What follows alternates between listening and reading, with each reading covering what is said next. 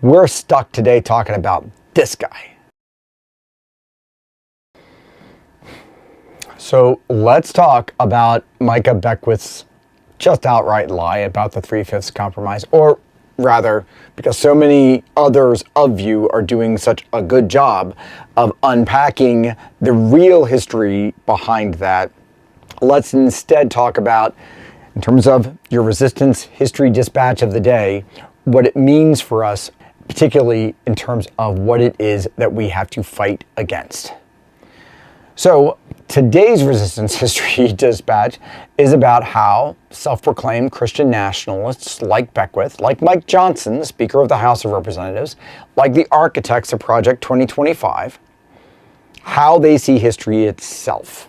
They see history as a weapon in an existential crusade, and I really want to thank NC Blue Dot for bringing these kind of things to my attention and educating me more fully about it, along with the great folks over at End Christian Nationalism. They want a holy weapon, one that rebrands the 3/5 compromise, a deliberate tool of white supremacy, as an act of equality, one that hollows out the real meaning of meritocracy into a bludgeon for exclusion, one that increasingly claims that the Constitution was never racist and that the enslavers were somehow the original abolitionists. It's not accidental. It's the deliberate outcome of the 1776 Commission's report. And that narrative insists. It's built right in there, and this is what is being used by Christian nationalists all across the country, from Colorado to Texas to Oklahoma to Tennessee. Insists that the 3/5 compromise set the stage for abolition. It says it right there. And that teaching the truth about racism in the Constitution is now deemed anti-American. No, really, it can get your university's accreditation revoked or threatened just for a teacher to say it, because it amounts to discriminatory equity ideology.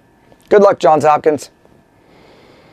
Beckwith's preaching reveals the same distortions. So if you could take a look at some of his preaching videos, oh my God. In one of them, he has this long, drawn-out discussion about the phrase, of course he butchers the Latin, if you want peace, prepare for war, here it is. Well, there's a Latin phrase that I love. I've said it here before. It's si vis pacem parabellum. Si vis pacem parabellum. If you wish for peace, prepare for war. So church, my question today as kingdom builders, are you ready for war? Are you ready to stand up and actually do what God is calling strong men and women to do? Because if you're not, then we will continue to have evil ransacking our families, our communities, our nation, and our world. Kingdom builders say enough is enough. You shall not pass, demon. You shall not pass. If you wish for peace, prepare for war. Here, the Christian nationalists like him, and more than him, there are a lot of Christian nationalists who have this as a plaque or mug on their desks as an offensive theology into a call for righteous conflict and to be prepared for it. And it's not sloppiness, it's method. It's how Christian nationalists consistently butcher foundational ideas, civic, historical, constitutional, until they serve their crusade for dominance. And none of Beckwith's ideas are original. Nothing about what this guy is doing is original.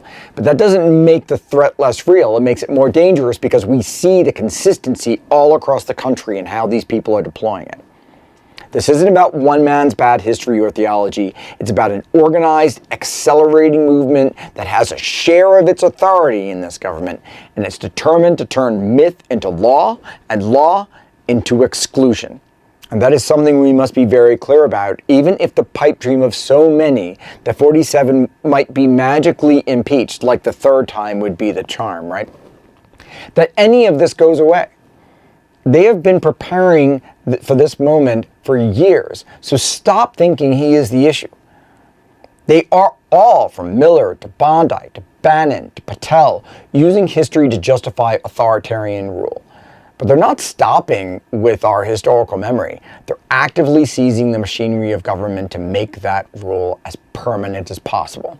And Project 2025 lays it out. It lays out a plan to dismantle independent governance, replacing it with loyalty to their ideology.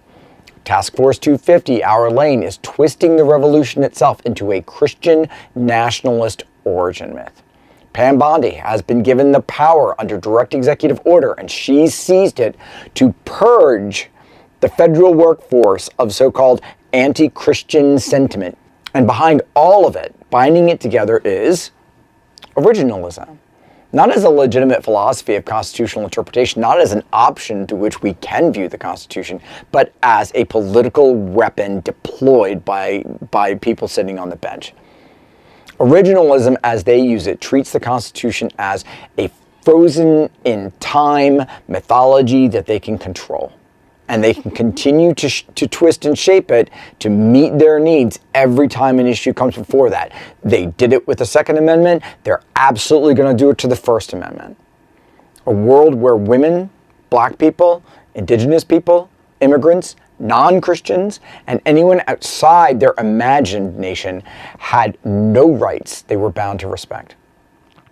By binding constitutional meaning to that imagined fictive past, and limiting legitimate change, they lock in white Christian male supremacy as the permanent framework of American law.